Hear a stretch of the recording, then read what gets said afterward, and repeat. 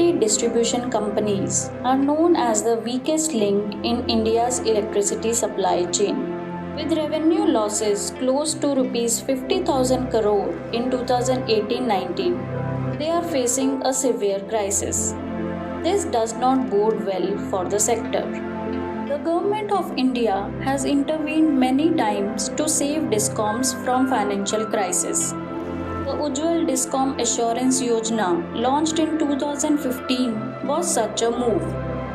The scheme was an attempt to improve the operational and financial efficiency of state-owned DISCOMs. It also aimed to reduce the aggregate technical and commercial losses in DISCOMs to 15% and eliminate the revenue gap.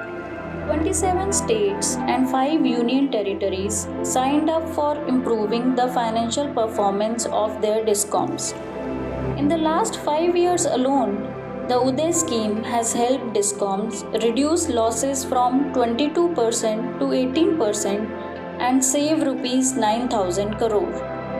But our DISCOMs still have a long way to go to attain UDAY targets as well as reach the international standard of just 4% losses. So, where are we going wrong? C-STEP tried to uncover the challenges that DISCOM face. We spoke to officials at 2 DISCOMs in Karnataka, CESC and BESCOM, and conducted a field survey in 9 districts to get to the bottom of the problem.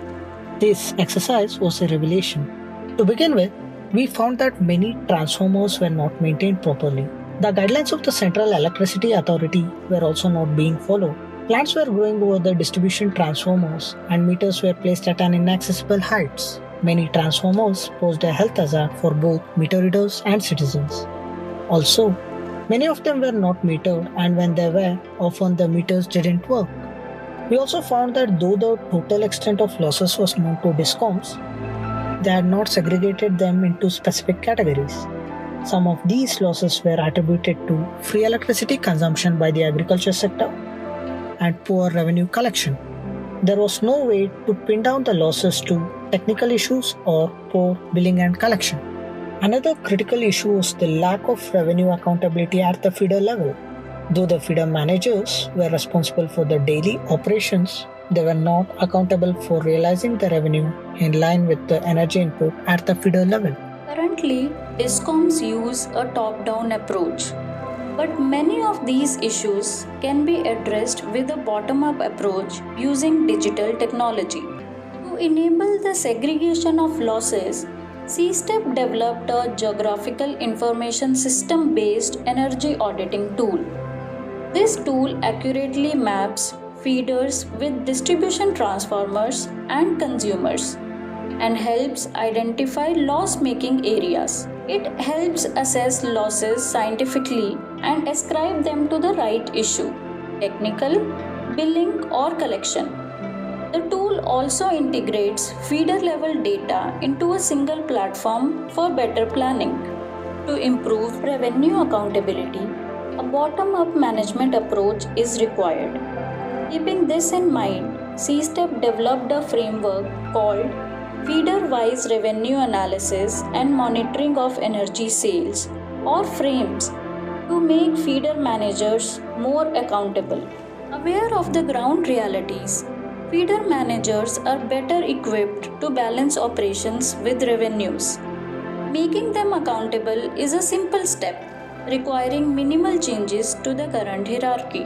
However, this can have huge implications in improving electricity distribution and plugging the losses. According to our estimates, implementing frames can help DISCOMs reduce AT&C losses by 2 to 3%. For the 2 DISCOMs we studied, this translates to a saving of 700 crore rupees per annum. With many DISCOMs across India facing similar challenges, frames could evolve into a nationwide solution. In the face of the current pandemic, many industries have gone digital with their operations and management. Digitalization can also help DISCOMs sustain in the long run. While India has made tremendous strides in electrification, We still need to improve the quality and reliability of electricity supply. DISCOMs need to be at the center of these efforts. C-STEP's scientific approach could propel DISCOMs in the right direction by streamlining operations and improving their finances.